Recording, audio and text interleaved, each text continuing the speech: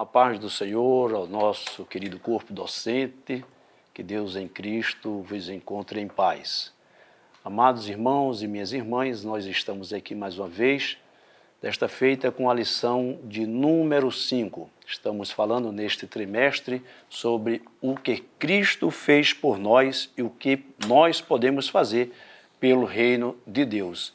E a nossa lição de número 5, ela tem por título, Ele tem poder sobre os demônios. Vamos estudar nessa lição de forma bastante resumida o poder que Jesus tem sobre espíritos imundos, sobre demônios, sobre o que os textos sinóticos diz acerca de Satanás e do diabo. Então nós vemos aqui nesta lição que a necessidade de reconhecermos em Cristo aquele que tem toda a autoridade nos céus e na terra. A nossa lição bíblica em classe encontra-se no Evangelho segundo escreveu Lucas, no capítulo 4, versículos 31 a 36. Esses 6 versículos tomarão base dessa lição. Nós temos por objetivos apresentar algumas evidências sobre a atuação dos demônios no Antigo Testamento. Também saber que a vinda de Cristo ao mundo e o cumprimento de sua missão significaram a derrota do inimigo. E um terceiro objetivo, conscientizar a respeito da superioridade do reino de Deus sobre o império das trevas. Então, os objetivos aqui ficam claros, mas temos a necessidade de compreender, primeiramente, o que pensava o povo do primeiro século, o povo que estava ali no princípio do Evangelho, onde Jesus veio trazer luz ao mundo. Qual era a preocupação do povo em perceber o que os espíritos demoníacos faziam sobre as almas humanas? Qual era a atuação? Então, dentro de um pensamento anterior, nós percebemos que os demônios eram figuras que estavam presentes tanto no pensamento grego quanto no pensamento romano e judaico. Então acreditava-se que demônios ou espíritos malignos tinham a possessão de corpos humanos e infligiam-lhe, as dores, infligiam-lhe enfermidades, infligiam-lhe também pecados. Então, dentro dessa concepção de demônios, existia num pensamento filosófico, um demônio que tinha os saberes dos acontecimentos que poderiam atuar para o bem, e tinha os demônios que atuavam para o mal, para a destruição. Não era esse o pensamento judaico propriamente dito, mas apenas uma inferência sobre a atuação, a necessidade de explicar sobre aquele que tinha uma possessão maligna ou um espírito imundo que o condicionava a prevaricar a sua própria vida. As virtudes espirituais delegadas agora a um plano demoníaco. Vemos que, no primeiro ponto, as evidências sobre a atuação dos demônios no Antigo Testamento, a realidade do império das trevas, ou seja, nós não poderíamos naquele momento questionar a razão daquela demonização, digamos assim, mas também ter a certeza que existiam espíritos intermediários que estavam atuando na esfera humana. E esse espírito intermediário, eles estavam sob o comando de Satanás. Quando Jesus, ele vai dizer lá em João capítulo 10, versículo 10, que o diabo não veio senão para matar, roubar e destruir. Então essa era a tríplice atuação dos demônios: matar, roubar e destruir. No Antigo Testamento, a gente vê esses exemplos de atuações do mal. Esse é o segundo subponto. Então, a primeira aparição desses agentes ou dessa agência demoníaca aparece no capítulo 3 de Gênesis, quando a serpente ela vai induzir a Eva a cometer um erro.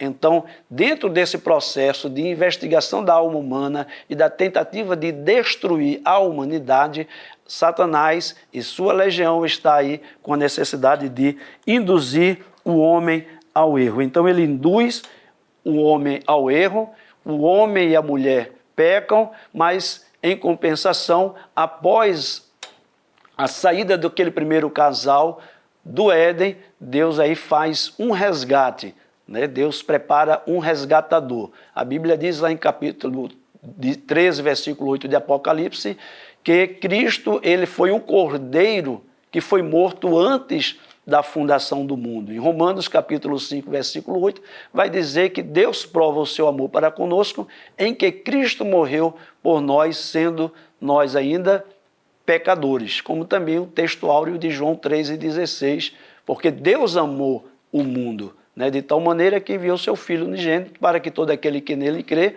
não pereça, mas tenha vida eterna. Ou seja, Deus em Cristo vem destruir as obras do diabo. Nós temos também inferências à atuação demoníaca em Jó capítulo 1, versículo 6, onde há uma vasta divagação sobre o que significa esses filhos de Deus, né? Quando os filhos de Deus se apresentavam diante de Deus, aparecia Satanás, né? E há aquele diálogo, né, de onde Satanás via e ele estaria dizendo ali de vir, passear e rodear a terra.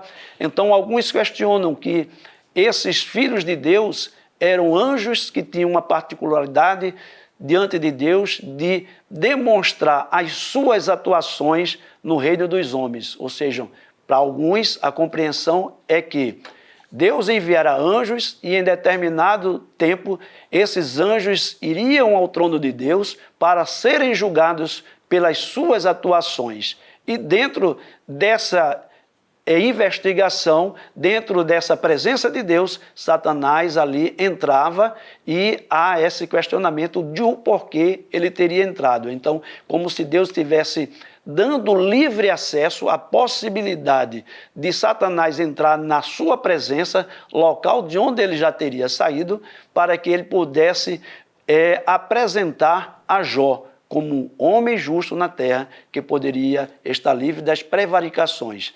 E uma outra corrente vai dizer que esses filhos de Deus são apenas seres humanos que estavam sacrificando a Deus, estavam em oração diante de Deus, em uma reunião solene, e naquele momento o Espírito do Senhor, que estavam ali como se fossem profetas, ele revela que ali no meio deles havia um agente do mal. Então, há duas interpretações, uma na linha espiritual, no acesso de Satanás ao trono de Deus, e uma outra linha também espiritual, só que voltada à terra, onde os homens de Deus estão sempre em posição diante de Deus e Deus pode comunicar-lhe alguma verdade. Vemos também em outras situações, em Daniel capítulo 10, aquele anjo que é colocado como príncipe da Pérsia, que vai impedir Gabriel, o mensageiro de Deus, trazer uma resposta, levar uma resposta a Daniel. E aquele anjo ali, aquele príncipe, estaria ali lutando com o anjo Gabriel, né, por 21 dias, e posteriormente Deus envia um socorro para que Miguel, dos primeiros príncipes, pudesse combater, né, a esse príncipe da Pérsia, mas que depois de entregue a mensagem a Daniel, o anjo vai comunicar que mais lutas estarão por vir, né, que mais impedimentos ocorrerão. Então, existe essa aparição bíblica, né, como também o livro de Zacarias, falando de Josué e as suas vestes salpicadas de sangue, e alguém, né, o espírito do mal, tentando até negociar com Deus sobre a questão da vida ilibada daquele sacerdote, e Deus ali vai justificá-lo. O segundo ponto, ele vai apresentar as características dos demônios no Novo Testamento. Então, a principal motivação dos demônios, como já disse, é destruir a humanidade. E naquele momento da vinda de Jesus e a derrota do inimigo, desde o nascimento de Jesus, que o inimigo ele tenta destruir, né, a humanidade para que essa humanidade não alcançasse a salvação.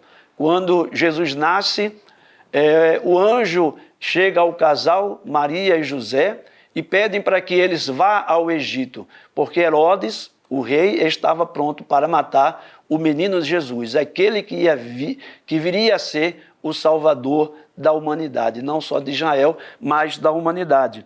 Nós temos também, logo após esse episódio, né, onde a gente vê claramente a indução de Satanás na vida de Herodes, nós vamos ver logo no início do ministério de Jesus, no capítulo 4 de Mateus, onde Jesus é levado pelo Espírito ao deserto e lá ele é tentado, né? Mais uma vez, Satanás está tentando tirar Jesus do caminho do Calvário, está tentando fazer com que a humanidade continuasse em trevas e perdida, mas Jesus vence o diabo através da palavra.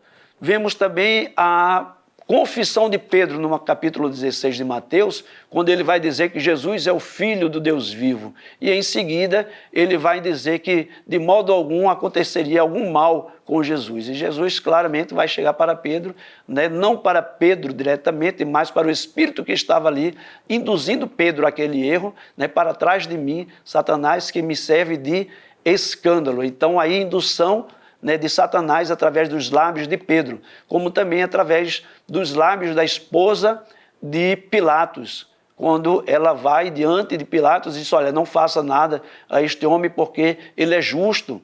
E em sonhos, a noite passada, eu muito sofri por causa dele. Então vemos, mais uma vez, a indução, né, de Satanás através dos homens.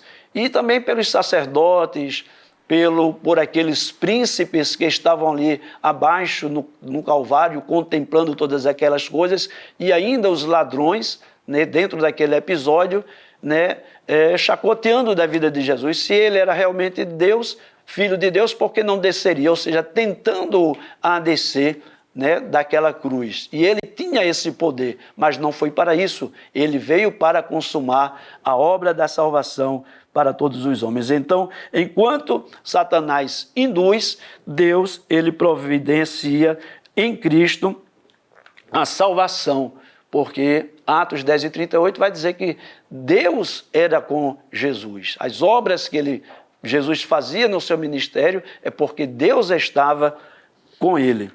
E o terceiro e último ponto, vemos aqui falar sobre a superioridade do reino de Deus sobre o império do inimigo.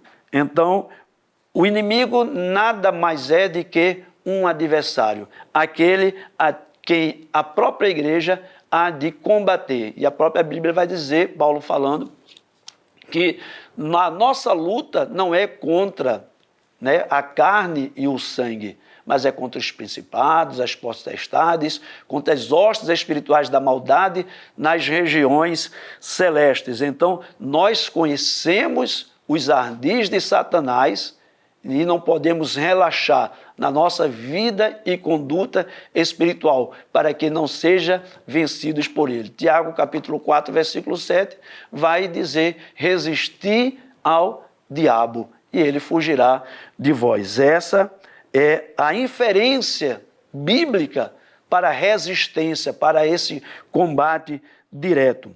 Ele é astuto, não podemos subestimá-lo, porém, Cristo é superior. Porque em Mateus capítulo 28, versículo 18, o próprio Cristo vai dizer, foi-me dado todo o poder nos céus e na terra. E, finalmente, sobre a possessão maligna, a qual o texto da leitura bíblica em classe fala, né, de um homem que tinha um espírito de demônio imundo.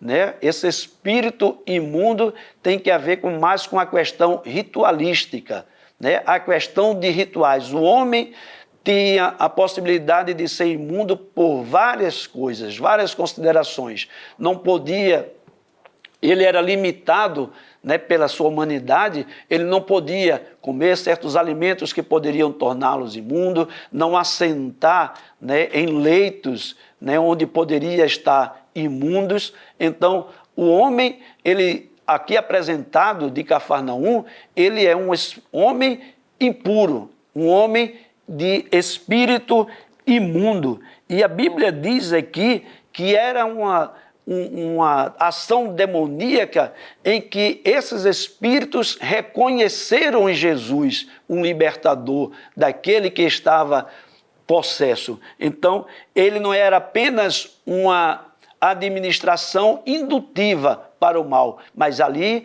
a Bíblia deixa bem claro no texto que ele era possesso, aquele homem era possesso, aquele homem estava possuído por um espírito que ali o manipulava dentro dessa questão de imundície, que muito provavelmente estaria dentro da imundícia da carne, com pecados de prostituições, idolatrias, feitiçarias, a Bíblia não diz, mas que tudo leva a crer que estivesse dentro desse caminho. Então, está posta aqui, Jesus ele tem poder sobre demônios, tem poder sobre espíritos demoníacos, e nós cremos que esta autoridade também é dada à Igreja do Senhor Jesus, que anda nesta autoridade e anda na unção do Filho de Deus. Que Deus em Cristo vos abençoe. Não esqueça de comentar, né, neste link, deixar, curtir, comentar, compartilhar, tá certo? Divulgar e inscrever-se no canal. Deus em Cristo continue vos abençoando em nome do Senhor Jesus. Que o conhecimento é capaz de mudar a vida de quem lê, a gente já sabe. E que livro você pode comprar em qualquer livraria. Mas nós transformamos 100% do nosso lucro em mudança de vidas, através da ação social, evangelismo e missões. Ao adquirir qualquer um de nossos produtos, seja presencial ou à distância, você está investindo em alguém. Na próxima vez que você for comprar livros ou artigos evangélicos, não vá em qualquer lugar. Vá na Livraria Arca Missionária. Uma nova história começa quando você compra aqui.